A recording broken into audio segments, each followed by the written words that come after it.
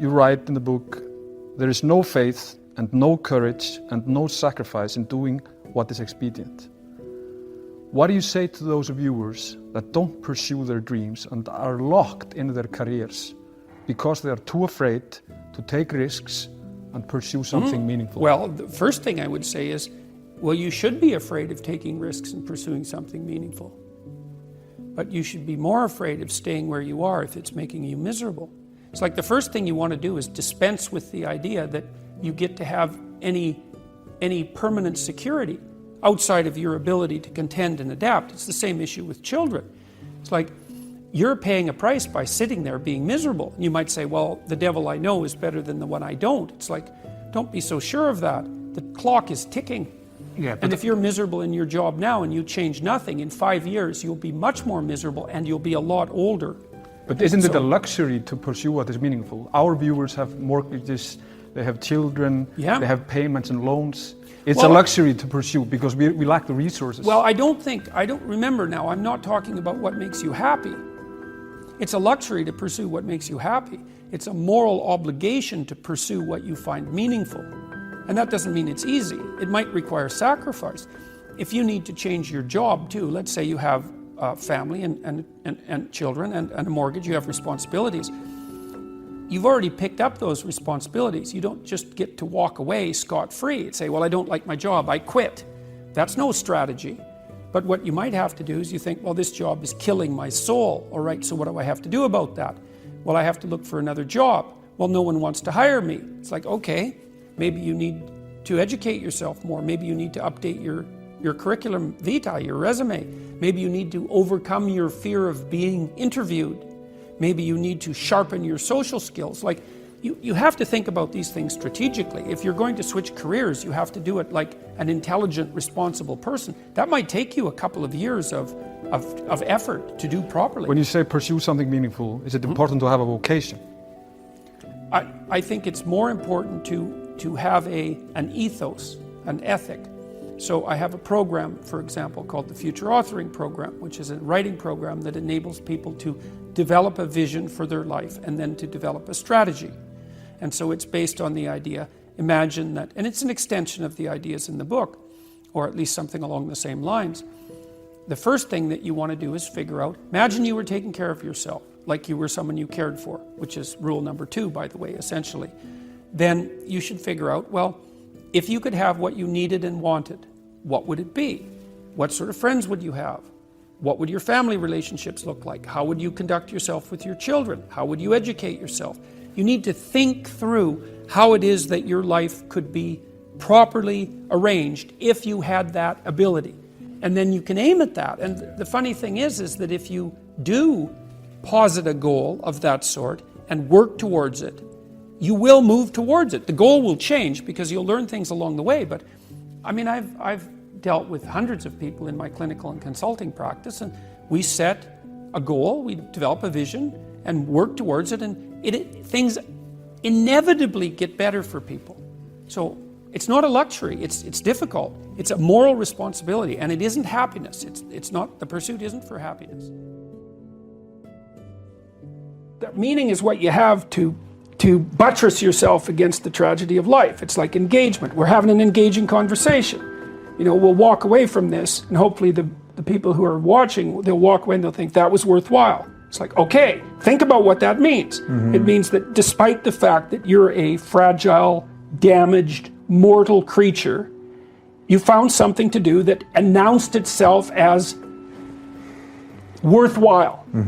That's meaning. It's an instinct. Like, it's a deep, deep instinct.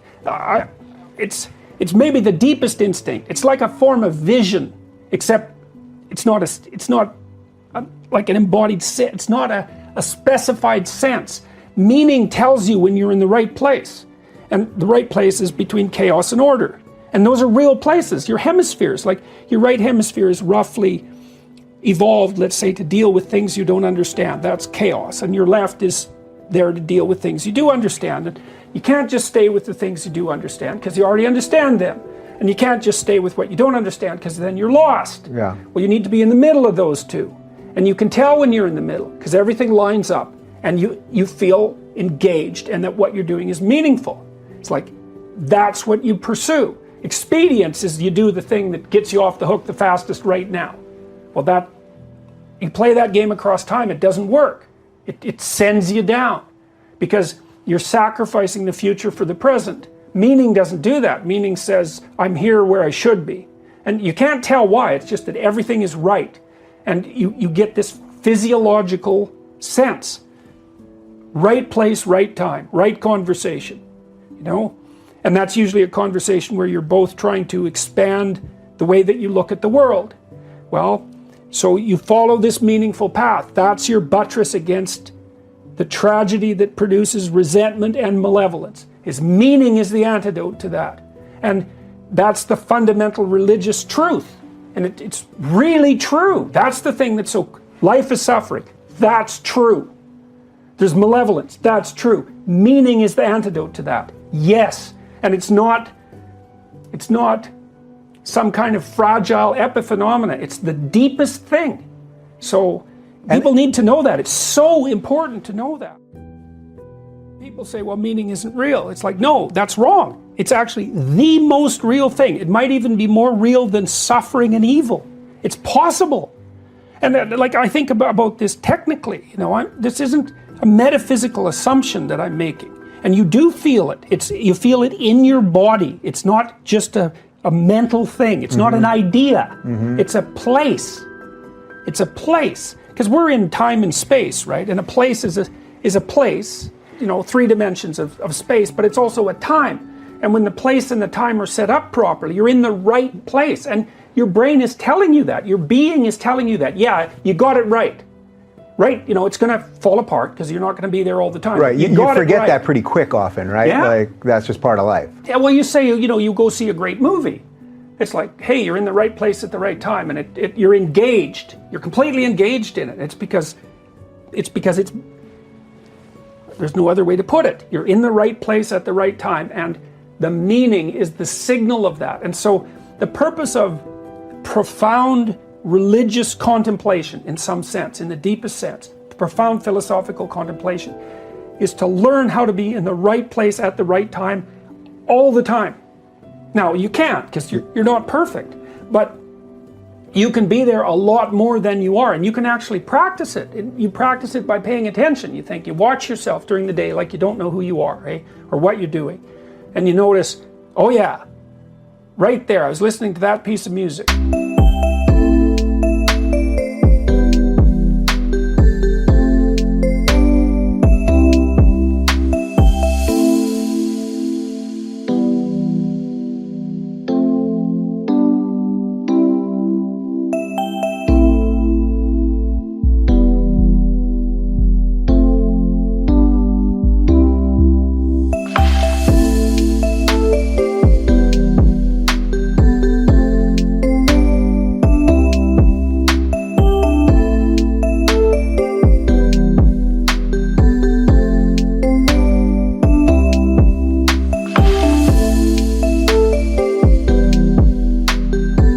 Having that conversation, or I was doing this piece of work, then I was there for like 10 minutes. Okay, why?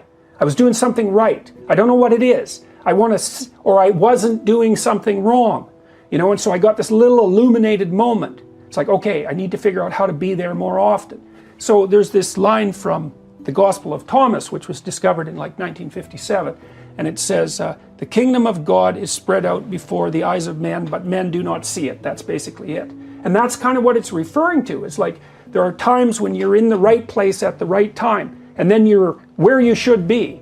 And you don't notice that. You don't say, oh, look, wow, there's something about this is right. I got to figure out how to do this more. Right, because that sucks you out of it immediately, even if you could do that, right? Right, well, that's also partly why it's hard. And you're not really trained to notice that, because it isn't something we ever talk about. It's like, you're in the right place at the right time. Okay, why? What did I do right? What did I do? I need to do more of that. So maybe it's only half an hour a week when you first start noticing. And then maybe with 3 months of practice, you can get it up to like an hour a day. And then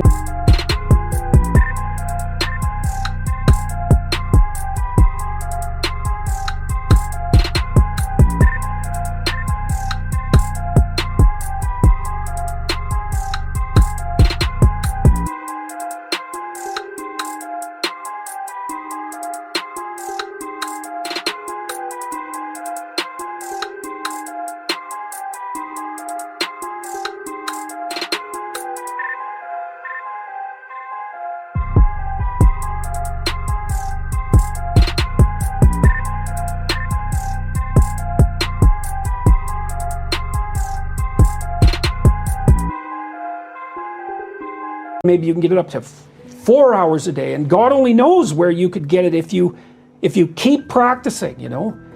You can be there. We don't know what the upper limit of that is. This is what when players talk about being in the zone, when definitely. you're just throwing it up and you're not even thinking and it's going in and you don't even realize it. Yeah. And often when they talk about it after, that they won't even realize that, wow, that was a 7-minute stretch. They think of it as a 30-second little thing. That's right, time goes away. Yes. Well, that's the Tao that the Taoists talk about. That's the zone. That's the line between chaos and order. And to be there is to be in the right place. That's why people watch sports. Like, part of it's the competition and the victory. And that's all fine. But the serious thing is those moments when you're in the zone with the players, because they're acting out being in the zone, and everyone loves that. In the Quidditch game in Harry Potter, there's two games going on at the same time. There's the ordinary game, which is just a game, and there's the Seeker game. And the Seeker is going after this golden thing that flickers in front of them. And if they get that thing,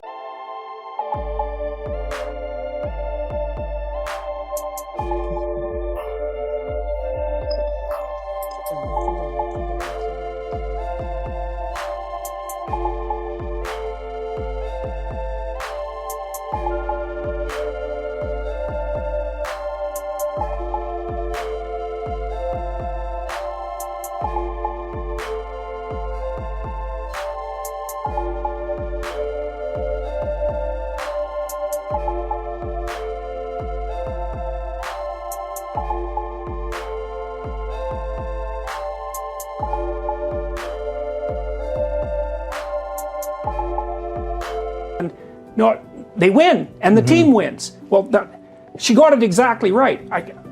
That little thing, the snitch that everyone is chasing, is actually an ancient alchemical symbol for the union of chaos and order. I don't know how in the world she figured that out. It's called the round chaos. It's unbelievably obscure. If you look it up on Google, I think the only reference to the round chaos is from my website. I learned it from reading Jung. I don't know how she figured it out. Wow. But so the Seeker is seeking this thing that glimmers in front of him, right? It moves everywhere, right? That's Mercury, the winged messenger of the gods, right? And so you're chasing that, and now and then you get it, and everyone wins. So yeah, that's me.